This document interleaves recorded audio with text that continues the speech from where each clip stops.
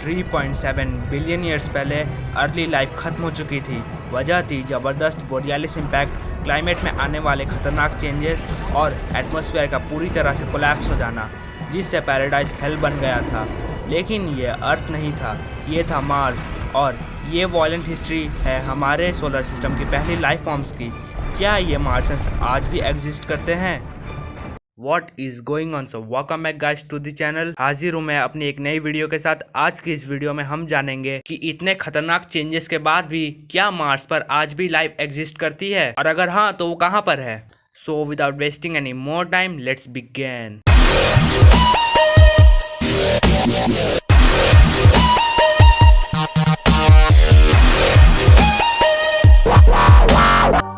अगर मार्सन लाइफ की 4th generation आज भी जिंदा है तो कई साइंटिस्ट को लगता है कि उसे जमीन में काफ़ी गहराई पर ढूंढना पड़ेगा।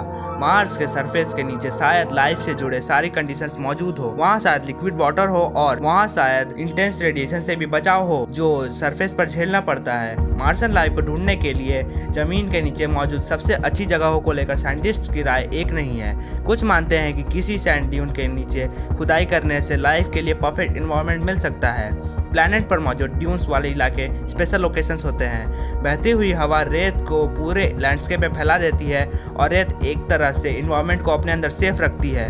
अर्थ के गर्म रेगिस्तानों में भी सैंड ड्यून्स के बीच पानी मिल जाता है जो जमीन में काफी गहराई पर मौजूद स्प्रिंग्स से ऊपर तक पहुंच जाता है और इसी से लाइफ अराइज होती है और बढ़ती है। रेगिस्तान में मार्सन लाइफ को खोद कर ढूंढ निकालना एक ऑप्शन है, लेकिन कुछ वैज्ञानिकों के आइडियाज एकदम अलग होते हैं। कुछ वैज्ञानिक मानते हैं कि लावा ट्यूब के अंदर मार्सन लाइफ मिल सकती है।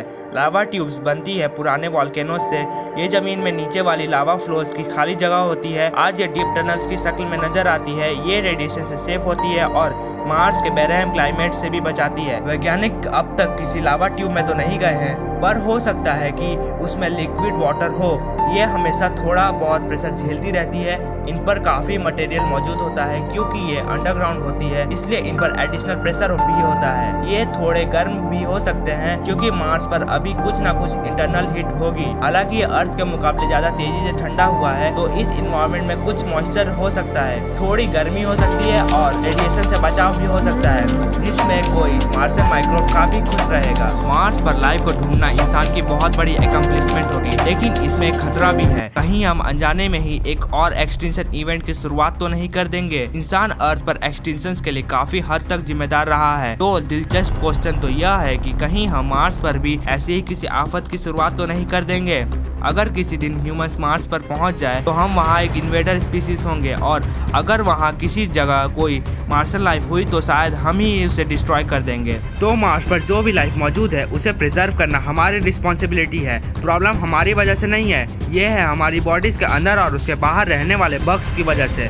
किसी एवरेज इंसान की बॉडी पर 10 से 20 ट्रिलियन बैक्टीरियाज होते हैं। अगर हम मार्स पर जाते हैं तो हम अपने इन छोटे साथियों को भी साथ ले जाएंगे, और इनमें से कोई भी बग मार्सन लाइफ के लिए एक जानलेवा कंपटीटर साबित हो सकता है। मार्स रोवर्स को बग फ्री रखना नासा के इंजीनियर्स का काम है, लेकिन एस्ट्रोनॉट्स को क्लीन रखना एक बिल्कुल ही अलग बात है। नासा अपने स्पेसक्राफ्ट हार्डवेयर को कम से कम 50 आवर्स तक 110 डिग्री सेल्सियस तक गर्म करता है ताकि मार्स का कंटेमिनेशन ना हो, लेकिन स्पेसक्राफ्ट की तरह ह्यूमंस इतना टेम्परेचर नहीं झेल सकते। तो जब तक हम अपने एस्ट्रोनॉट को बग फ्री रखने का कोई तरीका नहीं ढूंढ लेते, तब तक मार्सन्स को नुकसान से बचाने के लिए रोबोट्स के जरिए मार्स को एक्सप्लोर करना ही सबसे अच्छा ऑप्शन है। लेकिन अगर हमारे रोबोट्स ने आखिरकार इस लाइफ को ढूंढ लिया और हम अपने एक्स्ट्रा टेरेस्ट्रियल नेबर्स की वर्किंग पर गहराई से नजर डालेंगे तो क्या होगा? मार्सन्स आखिर दिखते कैसे होंगे? यहाँ अर्थ पर डीएनए वो ऑर्गेनिक मॉलिक्यूल है जिसमें लाइफ की इंफॉर्मेशन मौजूद होती है, लेकिन पता नहीं कि दूसरी जगहों पर भी ऐसा ही होता होगा। मार्स पर कोई ऐसा एविडेंस ढूंढने से हम बेहतर ढंग से समझ पाएंगे कि और क्या पॉसिबल है। क्या मार्सन्स हमसे अलग तरह के होंगे? क्या वो अलग मटेरियल से बने होंगे? क्या उनकी बायोकेमिस्ट्री अलग होगी, या फिर वो हमसे शॉकिंगली फैमिलियर होंगे? कुछ वैज्ञानिकों को लगता है कि सबसे शुरुआती मार्सन लाइफ शायद मार्स पर रुकी ही ना हो। ये सोचना ज़्यादा अजीब नहीं होगा कि लाइफ मार्स से कहीं और चली गई होगी। क्या मार्सन हमारे प्लैनेट पर भी लाइफ की शुरुआत कर सकते थे? हो सकता है मार्सन्स मरे ही ना हो, और ये भी हो सकता है कि वो हमारे बीच रह रहे होंगे। ठीक है फ्रेंड्स, आज के लिए इतना ही। वीडियो अच्छी लगी हो तो लाइक कर दीजिए, नए हो तो सब्सक्राइब कर दीजिए और बेल आइकन को भी दबा दीजिएगा ताकि आने वाली वीडियो जिसका टाइटल है क्या मार्सन्स हमारे बीच मौजूद है उसकी नोटिफिकेशन सबसे पहले आप ही को मिले। तो मिलते हैं अगली वीडियो में, तब तक के लिए बाय।